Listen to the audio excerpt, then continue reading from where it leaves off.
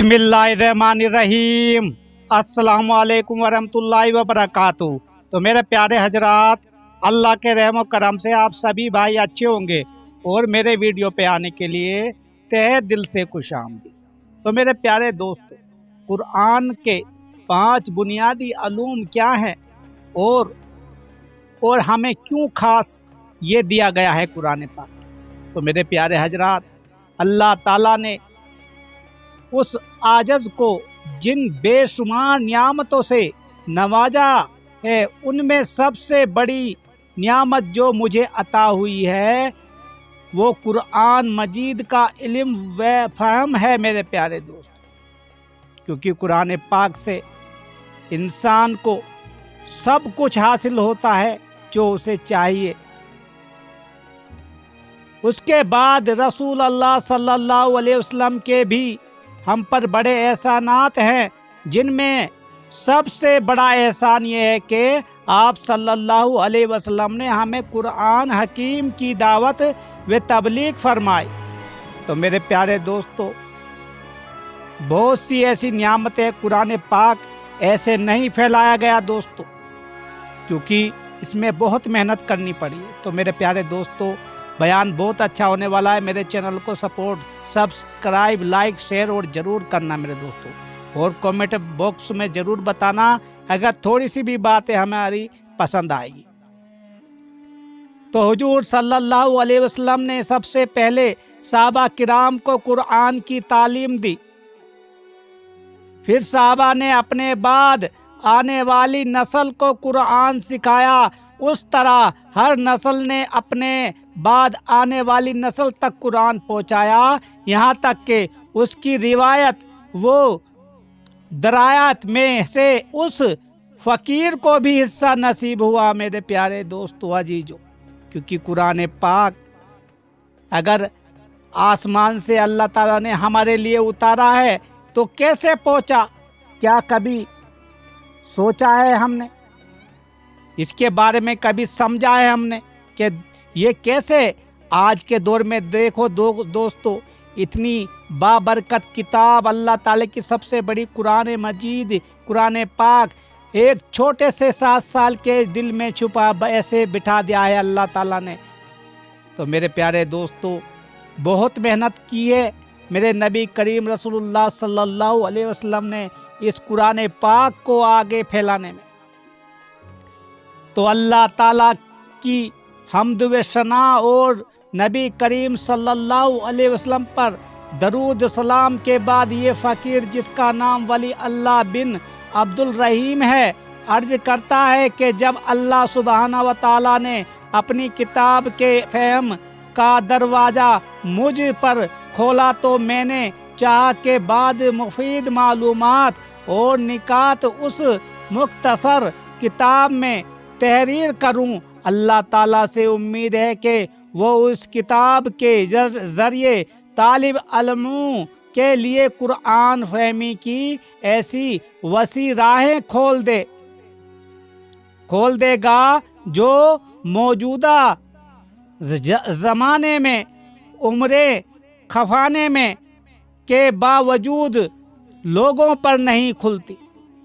मैंने उस किताब का नाम अल-फूज़ अल-कबीर फ़ील असूल अल-तफ़सीर रखा है। तो मेरे प्यारे दोस्तों, कुरानी अलूम 5 गना, कुरान मजीद में 5 बुनियादी अलूम बयान हुए हैं, जिसको अलूम खमसा या अलूम बेख गाना कहा जा सकता है। तो मेरे प्यारे दोस्तों, इस कुरान पाक की जो अहमियत है वो उसे समझना चाहिए। नंबर 1, इल्म अहकाम। इस इल्म में फ़र्ज, वाजिब, मुस्तहब, मबा, हराम और मकरूह की बहस होती है और उसका दायरा कार इबादत, मामलात, माशरत और सियासत तक फैला हुआ है। ऐसे एक काम की तशरीह करना फ़क़िया और मुज्तहद का काम है। नंबर 2, इल्म मुतासमा। بحث و مباحثہ یعنی کہ ڈیبیٹس اس کو آپ سمجھ سکتے ہو۔ اس علم کے مطابق قرآن میں 4 گمراہ فرقوں یعنی یہودیوں، عیسائیوں، مشرکین اور منافقین سے بحث و مباحثہ کیا گیا ہے۔ اس علم کی جو قرآن پاک کی ایک ہی بات ہے دوستو، اس علم کی تشریح کرنا متکلمین یعنی علم کلام کے ماہرین کے ذمے ہے۔ نمبر 3، علم تذکرہ بالآلہ اللہ۔ اس علم کے لحاظ سے قرآن مجید میں اللہ تعالیٰ کی نعمتوں اور اس کی نشانیوں کا ذکر ہے، آسمان و زمین کی تخلیق کا بیان ہے، انسان جس ہدایت اور تعلیم کا محتاج ہے اس کی وضاحت کی گئی ہے، اور اللہ تعالیٰ کی صفات کا مذکرہ ملتا ہے۔ نمبر 4 دوستو، علم تذکرہ بایام اللہ۔ یہ وہ علم ہے جس کا تعلق ان تاریخی واقعات اور حالات سے ہے جو قرآن مجید میں مذکور ہیں۔ اس میں اللہ تعالیٰ کے نیک بندوں پر اس کے انعام کا اور نافرمانوں پر اس کے عذاب کا نازل ہونا بیان کیا گیا۔ اور نمبر 5 میرے دوستو، جو نمبر 5 ہم بتائیں گے، علم تذکیر بالموت و بعد الموت۔ اس علم کا تعلق موت اور آخرت کے احوال وہ ایک آج سے ہے، اس میں تفصیل کے ساتھ حشر نشر، حساب، میزان اور جنت و دوزخ کا ذکر ملتا ہے۔ تو میرے پیارے دوستو، قرآن مجید میں ان علوم خمسہ 5 علوم کو بیان کرنے کے لیے قدیم عربوں کا اسلوب یعنی کہ اسٹائل اختیار کیا گیا ہے، اور یہ اسلوب بعد کے عربوں کے ہاں نہیں ملتا۔ چنانچہ قرآن نے احکامی آیات کو مختصر انداز میں واضح کیا ہے، فقہائے کی طرح تفصیلات اور جزئیات بیان نہیں کی۔ تو میرے پیارے دوستو، قرآن کی اہمیت کو سمجھو۔ اسی طرح علم مخاصمہ کی آیات میں مخالفوں کے عقیدوں پر تقریر انداز میں کلام کیا ہے، اور ان سے فلسفیانہ اور منطقیانہ دلیلوں کے ساتھ بحث کا انداز نہیں اختیار کیا جیسا کہ بعد کے لوگوں کا طریقہ ہے، بلکہ اللہ تعالیٰ نے اپنے بندوں کے ہدایت کے لیے جو کچھ ضروری تھا اس عام ترتیب کی پرواہ کیے بغیر بیان کیا ہے۔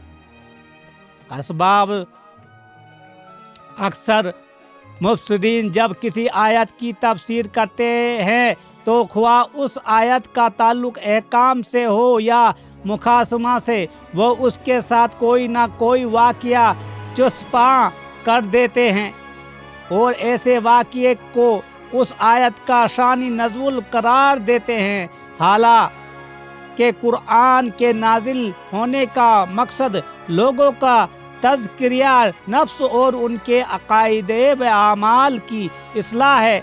اس لیے مختلف قسم کی آیتوں کا شان نزول بھی مختلف ہوتا ہے۔ مثلا میں آپ کو سمجھاؤں گا دوستو، جیسے کہ نمبر 1، علم و مخاصمہ کی آیت کا شان نزول لوگوں کو غلط عقیدے ہیں۔ نمبر 2، احکام کی آیتوں کا شان نزول لوگوں کے برے اعمال اور ایک دوسرے پر ظلم و زیادتی ہے۔ نمبر 3، علم تذکرہ باللہ اللہ، علم تذکرہ بایام اللہ اور علم تذکرہ بالموت والی آیتوں کا شان نزول یہ ہے کہ لوگ اللہ تعالیٰ کی نعمتوں سے، اس کے نشانیوں سے اور موت و آخرت سے، لیکن مفسرین حضرات شان نزول کے حوالے سے بعض چھوٹے چھوٹے غیر ضروری واقعات کی بہت زیادہ تفصیلات اور جزئیات بیان کر دیتے ہیں، جن کی کوئی ضرورت نہیں ہوتی، کیونکہ ان کا قرآن کے مجامع میں سے کوئی تعلق نہیں ہوتا، جو کہ آج کے دور میں ہو رہا ہے دوستو۔ تو ایسا نہ کرنا چاہیے۔ البتہ بعض آیات ایسی ہیں جن میں کسی خاص واقعے کی طرف اشارہ ملتا ہے، خواہ وہ واقعہ نبی صلی اللہ علیہ وسلم کے زمانے میں پیش آیا ہو یا آپ صلی اللہ علیہ وسلم سے پہلے پیش آیا ہو۔ تو میرے دوستو، جو بھی بات کسی کو بتاؤ دین اسلام کی وہ اچھی بتاؤ، ایسی بات کی تفسیر کرتے وقت اس سے متعلق واقعہ ضرور بیان کرنا چاہیے، کیونکہ اس کے بغیر اس مقام پر ہر کسی کو تسنگی محسوس ہوتی ہے میرے پیارے حضرت۔ تو میرے دوستو، یہی قرآن پاک کی جو بات ہے جو میں نے آپ کو بتا دی۔ تو میرے دوستو، اس قرآن پاک کو دل سے پڑھو، تفسیر پڑھو، آپ کو سمجھ میں آ جائے گا۔ اللہ تعالیٰ ہم سب کو ہمت دے، آمین۔